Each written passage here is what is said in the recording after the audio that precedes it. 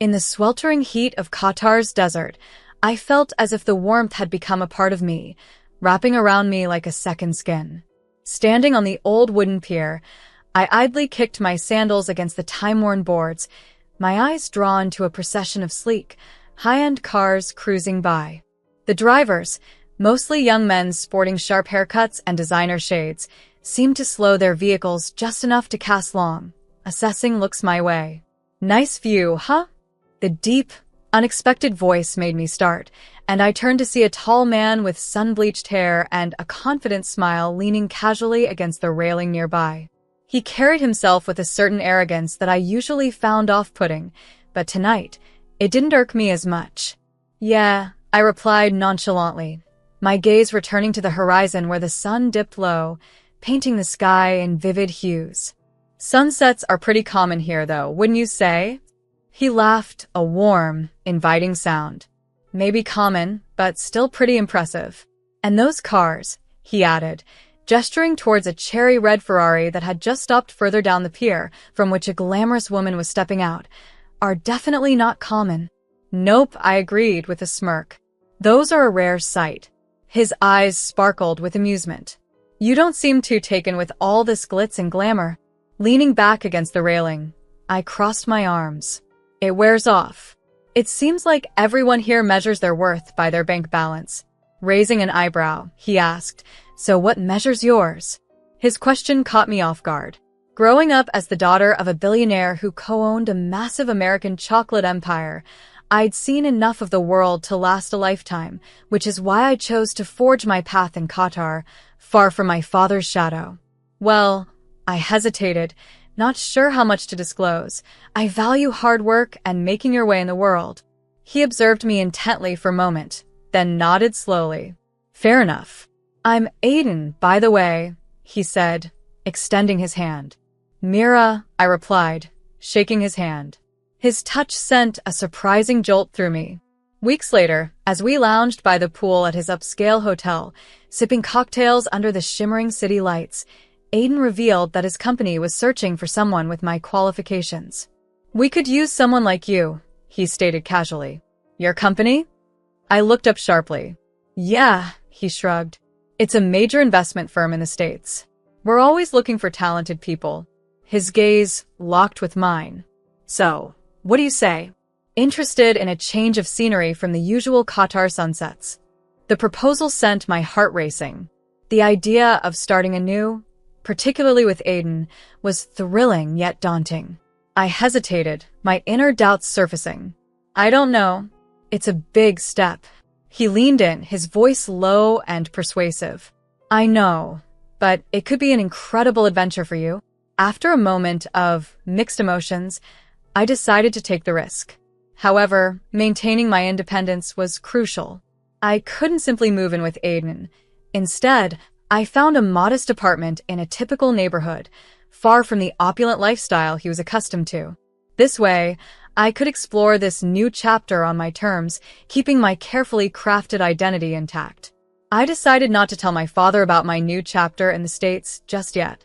He was always caught up in a whirlwind of international business trips, and I wasn't quite sure how he would react to my recent adventures in Qatar, not to mention my budding relationship with Aiden. Only a few weeks after settling into my new role at Aiden's company, I was already making strides. The job was demanding, but I thrived, feeling a sense of fulfillment that had eluded me in Qatar. One evening, after a particularly taxing day, all I wanted was to sink into my old, comfy couch. But as I walked in, I froze. There, in my modest living room, sat my father. He looked utterly out of place in a space that clearly screamed budget living. My jaw dropped in shock. "Dad." The word barely made it out as my voice cracked. With a slow, familiar smile, he replied, "Well, Mira, seems a father can visit his daughter, even in her humble abode. How did you find me?" I asked, my mind racing for explanations. He shrugged a glimmer of pride in his eyes. "Let's just say a father has his ways, especially when his daughter jets off to Qatar and then pops up working at a top investment firm across the ocean."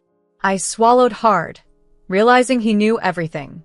The world seemed to spin slightly off kilter. "I just needed a new start," I mumbled, avoiding his gaze. A chance to build something for myself on my terms. He nodded slowly, understandingly. I get that, he said earnestly. But, honey, pretending to be someone you're not isn't the way to do it. Taking a deep breath, I decided it was time to be fully honest. It was time he knew everything, even if it meant revealing my carefully constructed facade. Over the next hour, I poured out my heart, telling him about my life in Qatar, the job I'd secured, and, most importantly, about Aiden.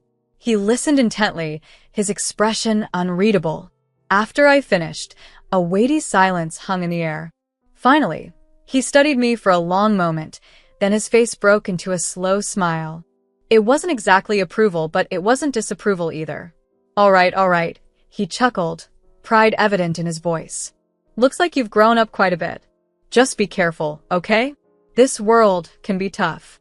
I will, I promised, feeling a wave of relief wash over me. The next year was a blur of hard work and stolen moments with Aiden. The pressures of the firm were immense, but I excelled, and my efforts and intelligence finally gained the recognition they deserved. A year later, I was promoted to associate partner, a significant achievement in the cutthroat world of investment banking. One evening, while cooking dinner in my tiny apartment, Aiden still hadn't convinced me to move in. He suddenly dropped to one knee, a sparkling diamond ring catching the candlelight. Mira, he began, his voice laden with emotion, you're the smartest, most beautiful woman I know. Will you marry me? Tears welled up in my eyes as I choked out a joyful yes, and threw my arms around him. At that moment, I knew I was the happiest woman alive. Wedding planning began immediately. We opted for a simple ceremony on a secluded beach in the Maldives, envisioning a day that was just about us, Aiden and I, celebrating our love without any ostentation. As the ocean breeze gently swept across the shoreline, I contemplated the simplicity of our upcoming wedding. Despite my background, a lavish ceremony was the last thing I wanted. It was essential to keep my past under wraps. Still, there was someone I needed to update. Hey, Dad, I began, my voice a cocktail of excitement and apprehension. On the other end, his familiar chuckle eased some of my nerves. It's time for some news. Go ahead, kiddo, he encouraged. Aiden and we're getting married, I announced. A pause hung in the air before he responded with a seriousness that was uncharacteristic. Honey, I'm happy for you, but coming to the wedding might not be the best idea. It could stir up more attention than you'd want. My heart dropped, understanding the weight of his words. His high-profile presence could unravel the discreet life I had built. Okay, I conceded softly, forcing a smile into my voice. He cleared his throat, adding, and Mira, make sure you guys are thinking ahead. A prenup wouldn't hurt. His practical advice didn't surprise me. It made sense given our distinct backgrounds.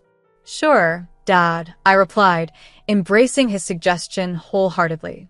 Meeting Aiden's family introduced a different set of challenges. His mother, draped in elegance and exuding wealth, gave me a lukewarm smile that barely masked her scrutiny.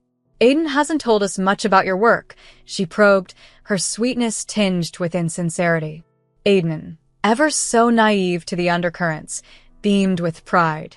She's an associate partner at a prestigious investment firm, Mom. She's incredibly talented. Her smile tightened. An investment firm, how interesting. The evening rolled on with subtle jabs and pointed inquiries about our financial arrangements. Calm and collected, I addressed each one. We've already discussed a prenup, I informed her, my tone both cool and assured. Her reaction was a mix of startled respect and reluctant admiration. The wedding day itself was exactly as I had hoped, simple and beautiful, with just me, Aiden, and the rhythmic sound of waves crashing against the shore, sealing our promises to each other. A few weeks later, back in New York, Aiden surprised me with the keys to a beautiful house in a tranquil, upscale neighborhood. It wasn't a mansion, but it was perfect for us. As we stood in the foyer, surrounded by unpacked boxes, I felt a wave of contentment. Life was not exactly as I had planned, but it was genuinely fulfilling. However, as time passed, The glow of my professional successes seemed to cast a shadow over Aiden's spirits. His congratulations, once warm and enthusiastic, now felt perfunctory. The joy in his eyes seemed to dim with each of my achievements. Then came the merger, an enormous success for the firm and a personal triumph for me. I rushed to share the news with Aiden, only to find him subdued, his reaction a complex mix of astonishment and restraint. "You did good, babe," he said, the strain evident in his voice. It felt like praise forced out rather than freely given. A chill of realization crept over me. Could my successes be diminishing him somehow? At home, his mother was no help, her expertise in passive aggression shining through. Back in my day, she would often start, her voice dripping with condescension, wives focused on their homes, not playing at business. Navigating this new dynamic was challenging. I had to tread carefully, balancing my professional aspirations with the personal pressures at home, all the while questioning how to maintain my happiness without overshadowing those I loved. The day Aiden barged into our house, his face stormy and his mood darker than I had ever seen it, my heart sank. Without a word, he threw down a thick envelope on the kitchen table. "Severance package," he growled, his voice cold. "The staff, cleaners, cooks, gardeners, they're all gone. Looks like you'll finally have to make this house a home." Anger surged within me, but it was swiftly washed away by a wave of fear. I didn't want a divorce. I wanted the man I had married, the loving Aiden, to return. In a desperate attempt to mend our fraying relationship, I decided to embrace the role of homemaker, believing that if I could create the perfect domestic sanctuary, perhaps Aiden would see my value again. A part of me longed to call my father, to seek his advice and possibly his help, but pride held me back. I couldn't bear to let him see the mess I was in. This was my battle to handle. Months later, to smooth over the growing rift, Aiden planned a cruise on his luxurious yacht. The sun glared off the polished deck as we sailed, his mother, Sophia, in a garish white pantsuit adorned with excessive diamonds, holding court among her affluent friends. They cackled over champagne, their laughter grating against the rhythmic slap of the waves. Aiden, ever the attentive son, hovered around, refilling glasses and forcing laughter at his mother's stale jokes. I managed a strained smile, trying to ignore the knot of discomfort in my stomach. As the day progressed, champagne loosened Sophia's tongue, transforming her polite mask into a spiteful sneer. Swinging towards me with a glass in hand, she slurred, "It takes a special kind of woman to give up a promising career to scrub toilets." Her companions erupted in harsh laughter, their glee cutting through me like a blade. I remained silent, not wanting to escalate the tension. Aiden, oblivious or indifferent, laughed along, praising my newfound domestic skills. "That's right, Ma. Myra's a real domestic goddess now." The evening spiraled with each passing hour. Each jab from Sophia met with nothing but feeble jokes from Aiden. I felt reduced to a mere trophy wife, my silence misread as submission. As darkness fell and the yacht neared a cluster of small islands, I'd had enough. I approached the captain, a seasoned sailor named Jackson, and said firmly, "I need to get off this boat." He looked at me with concern. "Here? In the middle of nowhere?" "Yes," I affirmed, my resolve hardening. "There's an island nearby. Please, drop me off and notify the Coast Guard." A few minutes later, the yacht slowed near my chosen island. As I moved towards the railing, clutch in hand, Aiden finally took notice. "Where do you think you're going?" he demanded, irritation sharp in his voice. "Somewhere you don't want me to be," I retorted, my decision clear. "Consider this marriage over. Both you and your precious mother are unworthy of any more of my time." Sophia, spurred on by alcohol and my defiance, cackled. "You think you can just walk away? You've been living off his money." Aiden's face twisted in anger as he lunged for my purse, ripping it from my hands. "These are my credit cards, Mira. Leave if you must, but leave everything." As I stepped onto the small boat that would take me to shore, leaving behind the toxic atmosphere and the stifling confines of a loveless marriage, I felt a mixture of fear and exhilaration. I was finally taking a stand, not just for my dignity, but for my happiness. This was the start of a new chapter, one where I would no longer be overshadowed or underestimated. By the break of dawn, I expected to see her stranded on that island, pitiful and desperate. As I observed the two of them, devoid of compassion and warmth, I felt an unusual calm envelop me. "Perhaps," I replied, locking eyes with Aiden, "but at least I'll retain my dignity." Aiden's yacht floated nonchalantly at anchor, echoes of raucous laughter drifting from it. I stood on the dock, the chilly night breeze providing relief from the yacht's oppressive revelry. Suddenly, a figure stepped out from the shadows. His uniform sharply contrasted the yacht's festive environment as he marched determinedly toward it. His voice resonated over the water. "Ahoy! This island is private, and access is restricted. Understand?" His tone carried the weight of authority. Aiden, still flushed from his previous outburst, leaned over the railing, baffled. "What? Who are you?" The man, a security guard named Gabriel whom I had discreetly informed earlier, an act of quiet rebellion that felt incredibly satisfying, stood firm. "Security," he stated simply. "Looks like you're lost. You need to leave within 3 hours." Aiden scoffed. 3 hours? We just arrived. And why should we listen to you? Gabriel, unyielding, replied in a lower tone. "You don't want to cross the owner of this island. He's a man of significant influence. It's in your best interest not to antagonize him." As Sophia began to realize what was happening, she leaned in, her voice overly sweet. "Oh, but surely a little longer won't hurt." Gabriel then turned to me, his expression softening upon recognition. He saluted crisply. "Miss Lambert," he announced, his voice carrying across the waters. "Your private plane is prepared and awaiting your departure. Shall we proceed to the airstrips?" The air was electric with tension. Aiden's complexion turned pale, and Sophia's mouth fell open in shock. This was the moment of truth. I smiled broadly, walking toward Gabriel and embracing him warmly. "Thank you, Gabriel.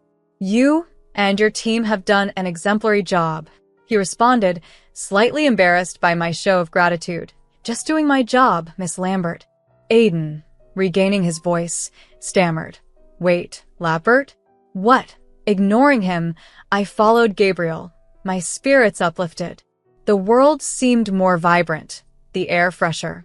"Plane's all ready," Gabriel mentioned casually. "Ready to take you wherever you need to go, Miss Lambert." Behind us, Sophia gasped in disbelief. "You're the daughter of..." She didn't need to finish. The truth was apparent.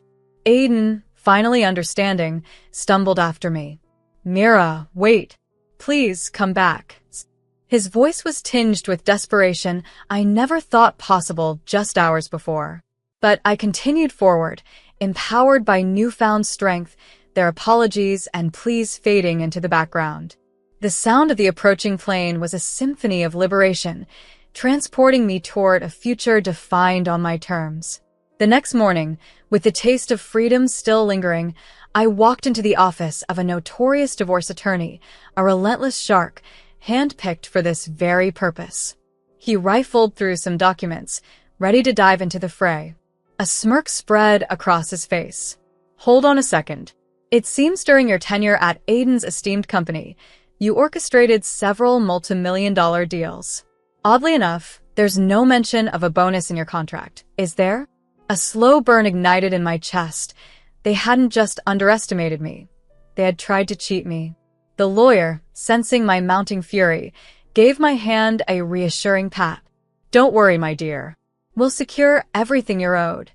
The divorce settlement, backdated bonuses, the whole lot." He kept his promise. The divorce proceedings were quick and ruthless. Aiden, deflated and subdued, sat opposite me, his swagger replaced by a sullen demeanor. The judge, a stern woman unfazed by any intimidation, granted me a substantial settlement, including the backdated bonuses that my ex had conveniently neglected. As I exited the courtroom, a triumphant smile adorned my face. As I passed Aiden, I noticed his red-rimmed eyes and slouched posture. "Mira," he murmured, his voice a mere whisper. "Everyone's laughing at me, my friends." I miss you. He reached out, but I recoiled. His pathetic attempt only fortified my determination. Miss you? You never truly saw me, Aiden. You were too engrossed with your mother's advice to notice the woman right in front of you. He opened his mouth to respond, but I didn't let him. Here's some free advice. Next time, maybe listen more to the strong, capable woman you marry if there is a next time. The following day, my phone rang. The caller ID showed Sophia's name. A scoff escaped me as she cooed with feigned affection. Mira, darling, Aiden is devastated. Can't you find it in your heart to forgive him and start over? Her audacity was astounding. I laughed heartily, the sound rising genuinely from deep within. Forgive him? Start over? Sophia, the only thing starting over is my life, and it certainly won't include either of you. Before she could spew more manipulations, I ended the conversation with, "This call is over, and by the way, your number is now blocked." With a decisive click, I hung up. The air was charged with promise as I stood at the entrance of my new foundation's office. The walls were adorned with the aspirations of budding entrepreneurs, their innovative ideas poised for support and launch. This was my new arena, and this time I was championing the good guys, empowered by the generous settlement to make a real difference. With wise investments in my portfolio, money was the least of my worries. But more importantly, the recent court case had ignited a deep well of determination within me. I was not just going to rebuild my life. I was set on helping others craft their own. The Mira Evans Foundation became my tool for fighting mediocrity, a launching pad for those brimming with talent and ambition. The foundation's inaugural day was a bustling scene of activity. Hopeful individuals streamed into the office, each person carrying a unique vision and a fierce determination to leave their Gabriel on the world. Mentors moved through the crowd, offering advice and encouragement, filling the room with an electric buzz of shared purpose. Just as the day began to wind down, the office door swung open, and in walked a familiar figure that made my jaw drop. It was my father. His laughter filled the room as he saw my astonished face. "Surprised your old man can find his way around without a map?" he joked. A wave of warmth washed over me. "Dad, "What are you doing here?" I exclaimed as he pulled me into a comforting hug, his familiar scent grounding me. "I thought I'd come and see how the big boss lady is running things," he winked, adding humorously, "Besides, your fancy foundation doesn't need another broke dreamer on its payroll, does it?" I laughed, the tension easing from my shoulders. "Dad, it's not about the money. It's about giving people a chance." He nodded, his gaze turning serious. "And you, sweetheart, are giving yourself a hell of a chance." A blush crept over my cheeks as I thought about my past with Aiden. "I should have listened to you, Dad." He squeezed my hand reassuringly. "Listen, sometimes you have to learn things the hard way. That's life. But what matters is you learned, and you came out on the other side stronger and wiser." He glanced around the office, his eyes twinkling with pride. "This is something special, Mira Evans. Something you built yourself. And no matter what life throws your way, remember, you've always got a home here with me." As he turned to leave, I grabbed his arm. "Thanks, Dad," I whispered, the words thick with gratitude for his unwavering support. He smiled, a knowing glint in his eyes. "Anytime, kiddo." With a final wave, he walked out the door, leaving behind a renewed sense of purpose in me. The future might be uncertain, but armed with the lessons I've learned and the love of my family, I knew I was ready to face whatever came next.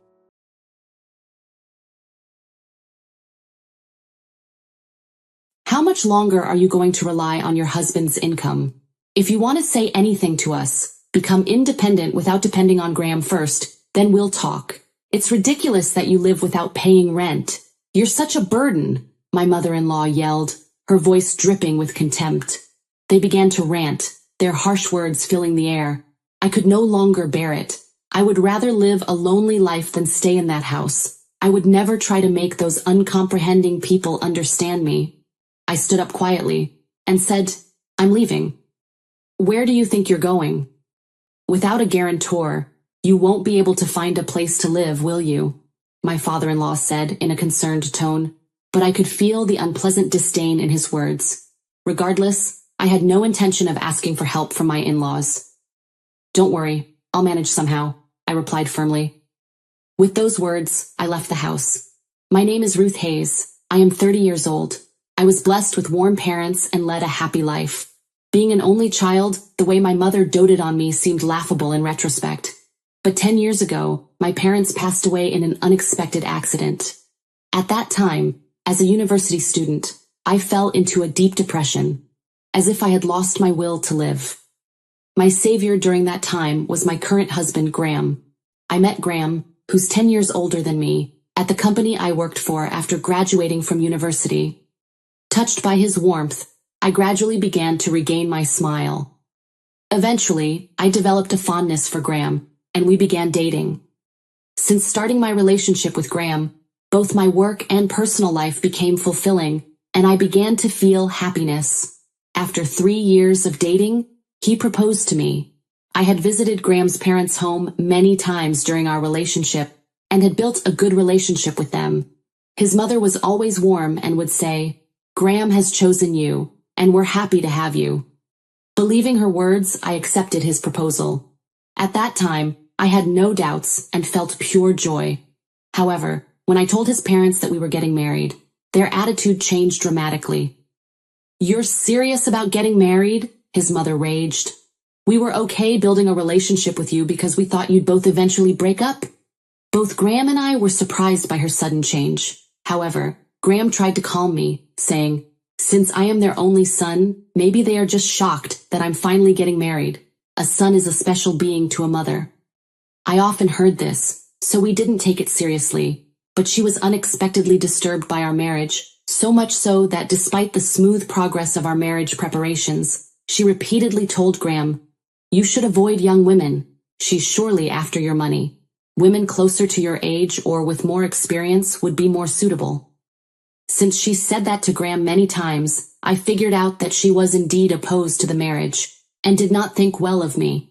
However, I didn't know why she disliked me so much, and that fact pained my heart. Graham always protected and supported me. I tried to improve my relationship with her, and have as many face-to-face opportunities as possible. Then one day, an unexpected event occurred. When we visited his parents' home to decide on the wedding guests, his mother calmly stated, "No need for guests, you'll end up getting divorced soon anyway." Graham stood up and appealed to her, "Mom, please stop. You cared about Ruth so much until we decided to get married. Why would you say such a thing?" He turned to his father, "Dad, say something," seeking support from his usually silent father. His father looked at us, cleared his throat, and spoke. "With all due respect, I heard that Ruth was living by herself until she met you.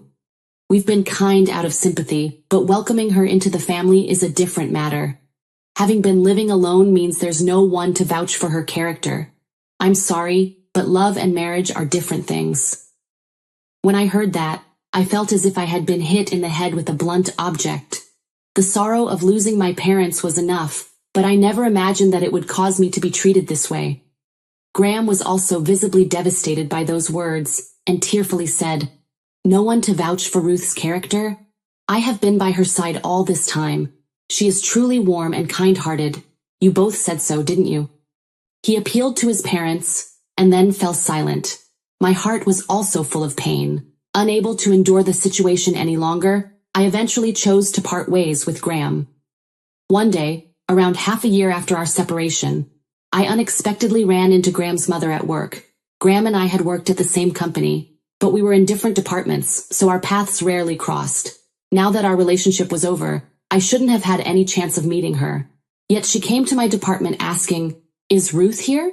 "Yes, I'm here," I replied, startled. "It's been a while. We need to talk." She approached me with a social smile, and my face stiffened with tension. "There's a bit of time left until the end of the day. I'll wait for you at the cafe outside." With those words, she left the room in our department. Many people come and go all the time, and no one pays much attention to any visitor, but the conversation she wanted to have might cause some trouble if someone were to overhear it. Unable to treat her rudely, I nodded in agreement. After finishing my work, I headed to the cafe where she was already drinking coffee alone. "You must be tired," she said with a forced smile as she saw me. "What's happening?" I asked, trying to remain composed. "Don't be so stiff. My husband and I regret the harsh things we said to you. Really. If we were the cause of your separation with Graham, forget about us. You two are free to decide on your marriage and everything else." I could not hide my surprise at her words. I had no idea what made her change her mind, but her intentions didn't matter to me. Since I still had feelings for Graham, I was happy to hear those words. That night I received a call from Graham. It seemed he hadn't forgotten about me either, and after discussing our future together, we ended up reconciling. The marriage plans that had been extinguished before were now starting anew. This time, however, his parents accepted me quietly. After starting a new life together with Graham, I felt the warmth of my parents-in-law and was fulfilled. However, sometime after the marriage, I overheard my mother-in-law talking on the phone. "Yes, he married that orphan. For now, everything is going smoothly," she said. I stopped in my tracks. She was using the word orphan. It was the same term she used when she drove me out of the house. I felt bitterness in her words as she used it in her phone conversation. Then, unaware that I was listening, my mother-in-law continued her conversation. "I thought an older woman would be better, but as you said, a young wife requires less care. An older woman would also increase the risks of miscarriage, so it's also reassuring in that sense. We took her in despite having been living alone, so she must take good care of us." It seemed she was talking to a friend, but it didn't matter who the other party was. I felt a deep betrayal and despair at her words. My mother-in-law had not truly accepted me. It seemed she had deemed me a usable entity based on a friend's suggestion. Even from that short conversation, I could discern the truth and felt unimaginable sadness. But Graham believed that his parents had repented their previous actions and had accepted me. I wanted to avoid hurting him, so I decided to keep this fact to myself. Since then, I've maintained a reasonable distance with my in-laws. "You can rely more on Mom for housework. Dad will help right away, even if it's just to change a light bulb," Graham would say kindly. But I didn't want to be indebted to my in-laws. "Don't worry, I can handle such things myself." I would decline his suggestions politely every time. A year passed, and as we entered our second year of marriage, we were still working together and living with his parents. In the midst of our changing daily life, an incident occurred while Graham was away on a business trip. For the first time, it was just his parents and me living together, and I had no parental home or place to return to. I had to spend the nights alone.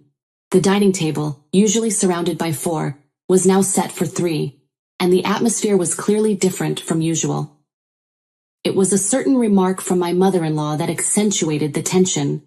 "Ruth, I find it difficult to ask when Graham is around, but when are you all going to have children?" my mother-in-law asked, her voice pointed. "Yes, about that. It's a blessing we haven't been able to receive yet," I replied, taken aback by the directness. "You contribute nothing to the household finances, and you don't have any children. I can't see the point of having welcomed you into this house," she continued, her anger evident. Seeing my timid demeanor, she pressed on. "In the past, childless women were called useless and could be driven out of the house," she added coldly. My father-in-law, despite his usually gentle tone, chimed in. "It's true. What are you contributing here?" I just kept silent and continued my meal. However, my silence must have displeased her. In a sudden outburst, my mother-in-law stood up and threw the apron I had worn out of the window. I was dumbfounded by her sudden action, but her bizarre behavior didn't stop there. She stormed around the house, grabbing my belongings at random and throwing them out of the window right before my eyes. "Why do you buy such expensive aprons and kitchenware when your cooking skills are mediocre at best? Really, what do you think of Graham's earnings?" she raged. Her actions were irrational, yet she seemed completely unaware of how abnormal her behavior was. After discarding everything, she added with satisfaction, "We really should have never welcomed an orphan like you into our home. Your silence means your parents must have left this world without giving you proper upbringing." I had remained silent for a long time, but I could not endure those words. I slammed my fork down on the table and glared at her. She flinched for a moment, but my father-in-law quickly stepped in, scolding me loudly. "What are you doing, Ruth? Your attitude is unacceptable. Be grateful you have food to eat. That's only possible because Graham is here, he shouted. That's right, my mother-in-law agreed, backing him up. How long will you depend on your husband's income? If you have something to say to us, become independent first without relying on Graham, and then we'll talk. It's unbelievable that you live here without paying rent. You're such a waste. Their shouting was too much for me to bear any longer. I couldn't stand it. I would rather live a lonely life than stay in this house. I knew I would never get them to understand me. I quietly stood up and said, I'm leaving. That night, I began preparing to move out. I went out to the garden, picked up my belongings one by one, dusted off the mud on their surface, and packed them in my bag. My in-laws watched me the whole time. Their faces seemed to mock me, but they said nothing. The next day, I left the house with my belongings. I'm moving out, I said as I stood at the door. I don't know where you're going, but until the divorce is official, don't cause any trouble, my mother-in-law said with a sneer. I wasn't sure if that was meant to be her farewell or not, but I didn't respond. Where are you going? Without a guarantor, you won't be able to find a place to live, will you? My father-in-law asked, sounding concerned, but I could hear the disdain in his words. Regardless, I had no intention of asking for their help. Don't worry, I'll manage somehow, I said firmly, and with those words, I left the house. Later that night, Graham called. Ruth, where are you? He asked, his voice filled with concern. It seemed his parents had told him that I had left the house. Why did you leave the house? If you have any problems with me, why didn't you tell me? Let's talk about this properly, he pleaded. There's nothing wrong with you, Graham, I replied, my voice steady. The truth is, I was forced out of the house by your parents. There was silence on the other end of the line. What? Graham finally responded, clearly shocked. His parents must have told him that I left on my own accord. We decided to meet and talk, even though I was determined to get a divorce. We should at least discuss it face to face. When we met up at the range place, I opened up to Graham about the way his parents had been treating me. It must have been hard for him to accept the fact that his seemingly warm parents actually did not accept me at all. Still, he believed me. I'm sorry I didn't notice the tough time you were going through, he said with tears in his eyes. My heart ached to see him like this. He was a victim too. His happiness was threatened by his own parents. Not wanting to burden Graham any further, I took out the divorce papers. But upon seeing them, Graham immediately tore them up. I'm going to leave that house too. I won't leave you alone, he added emphatically. What? I asked, surprised. From now on, we'll walk our own path, free from my parents. We won't have to be apart anymore, Graham stated firmly. I was moved by Graham's resolve and could only nod in agreement. Hand in hand, we returned to his parents' house, where they had been waiting for us to return. So, have you already filed for divorce? My mother-in-law said sarcastically upon seeing me. Did you come back to pick up your stuff? Her husband added. Well, you're still young. You'll find someone else. My father-in-law's words might have been intended as encouragement, but their insensitivity was exasperating. Graham spoke up boldly. We're not getting divorced. I'm starting a new life with Ruth, so we're leaving this place. His parents were shocked and outraged at his declaration. Leave? Why would you leave for someone like her? His mother exclaimed. Mom, how did you even think of driving Ruth out of the house? I can't understand you at all. Upon hearing his retort, she gasped and was at a loss for words. I think it's inhumane to trample on everything Ruth has done for this family. I can't call such people parents. Graham criticized them with even more vigor. Overwhelmed by his strong tone, my in-laws laughed mockingly as if to tease him. Ha ha ha, everything she has done, you say, his father scoffed. I have no personal ill will towards Ruth, but to say that she's been supporting us is an exaggeration. Honestly, whether she's here or not makes no difference, he continued. That's right, his wife added. If anything, we've been taking care of her all this time. Indeed, Ruth hasn't been putting her salary into the household, has she? She's just been eating away at your earnings. As they continued to ridicule me, Graham grew increasingly angry with every word.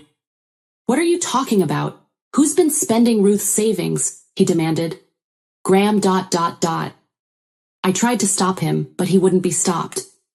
The living expenses here have all been covered by Ruth. I've been saving my income for the future to be used when we would need to take care of you both, Graham said firmly. This arrangement would make you both happy. Graham repeated the words I had said at the beginning of our marriage. She promised to take on all the living expenses, and it's thanks to her that we have what we do now. How can you say such things? He emphasized. At this, my parents-in-law looked at each other as if they couldn't believe it. His mother retorted, "Oh, that can't be true. I heard that Ruth has been saving all her salary." My father-in-law chimed in, "You're saying we can live on her salary alone? That's ridiculous. You've been poisoned by Ruth's words and become a pathetic son." They were screaming in frustration. I couldn't help but feel angry at those words. What Graham's saying is true. I kept silent out of consideration for the two of you, but I cannot stand by while he is made out to be the villain, I said, finally speaking up. The truth is, the living expenses were being managed from my parents' inheritance. My father owned a lot of real estate, so even now we still have rental income coming in. I've been using those funds for our living expenses, I explained. It seemed that my in-laws were at a loss for words at this revelation. Their faces turned pale, their mouths agape. They seemed to be struggling with how to cover up their own blunder. So that's how it was. We didn't understand anything. My mother-in-law tried to laugh it off with a desperate smile toward me. However, that contrived smile was distasteful to me. I thought her angry expression earlier was better than her hideous smile. However, there will be no need for that from now on. Graham and I will leave here, so you two should just take care of yourselves, I said resolutely. Wait a minute. My father-in-law suddenly dropped to his knees to stop us. However, Graham coldly rejected his father. I had hoped that you both would change. This is truly sad. Afterward, I led Graham to our home. The house I moved into is also one of the properties I inherited from my father. The luxurious house, worth $3 million, had been rented out to a famous person overseas until recently.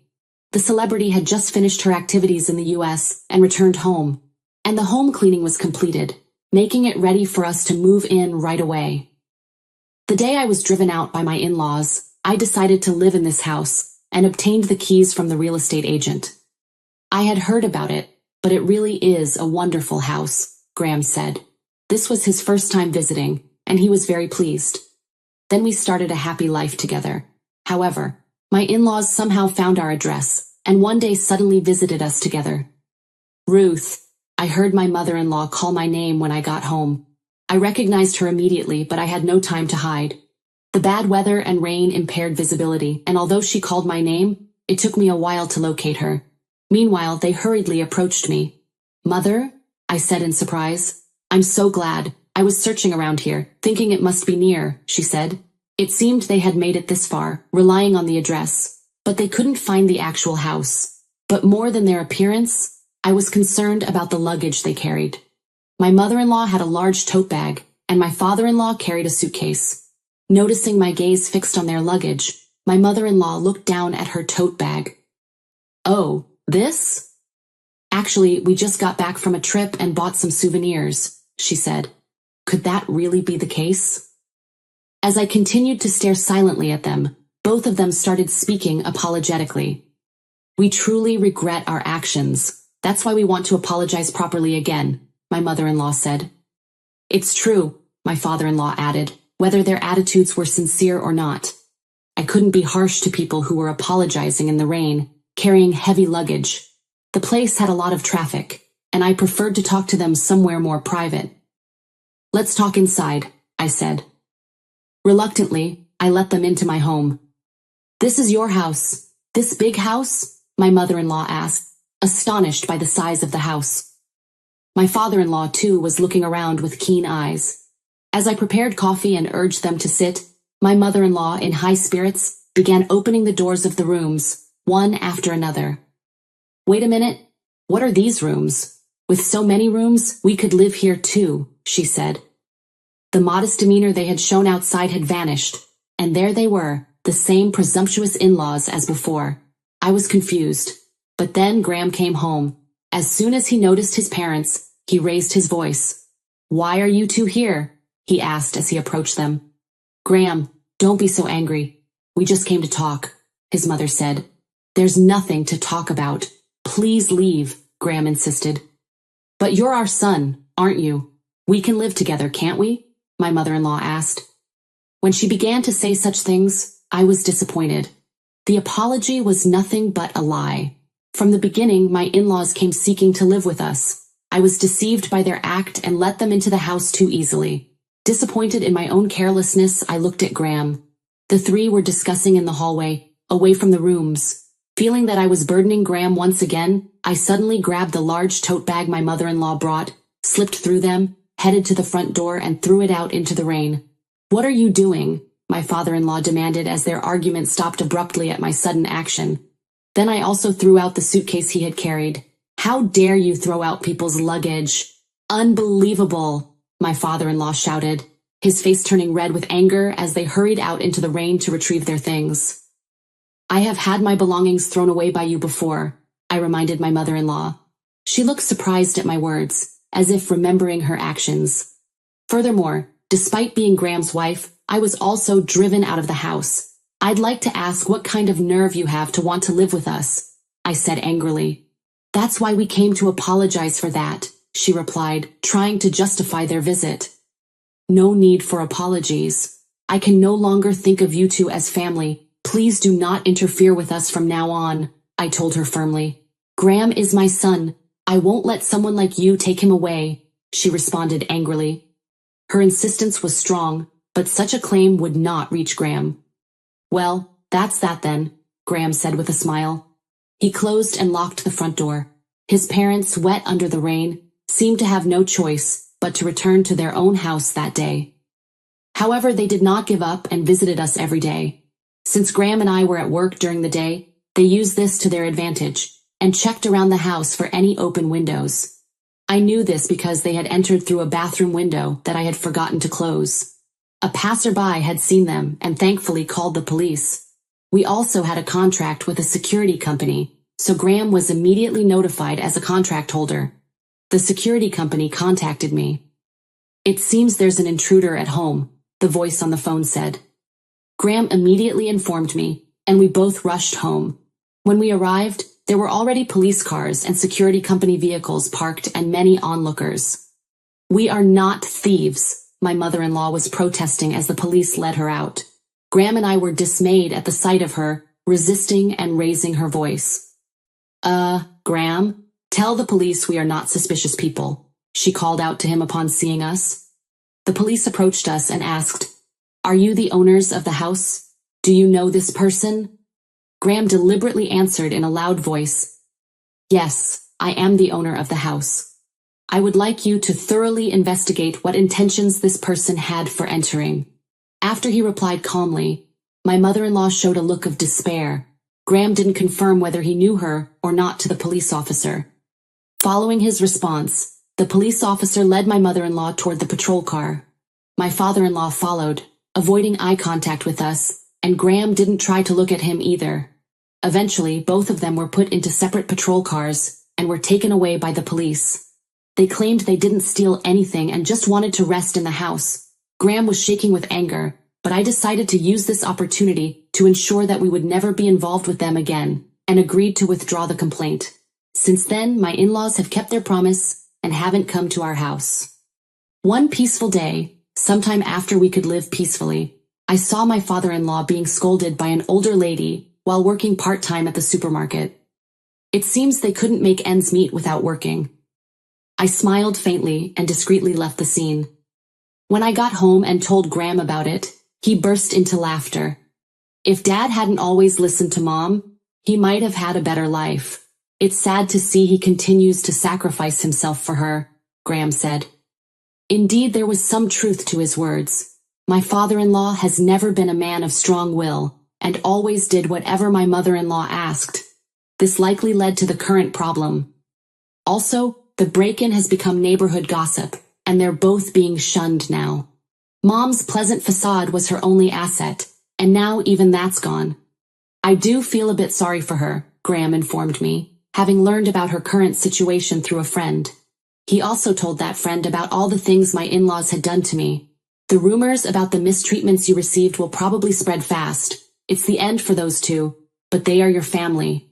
Are you really okay with this? I asked Graham, feeling a bit concerned. With a surprised look that turned into a gentle smile, Graham said, "You are my only family, Ruth." At those words, tears welled up in my eyes. But Graham's family isn't just me.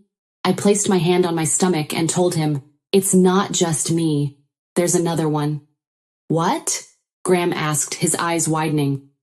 "I went to the hospital today and I found out I'm 3 months pregnant," I replied. At that, Graham smiled a blissful smile I had never seen before.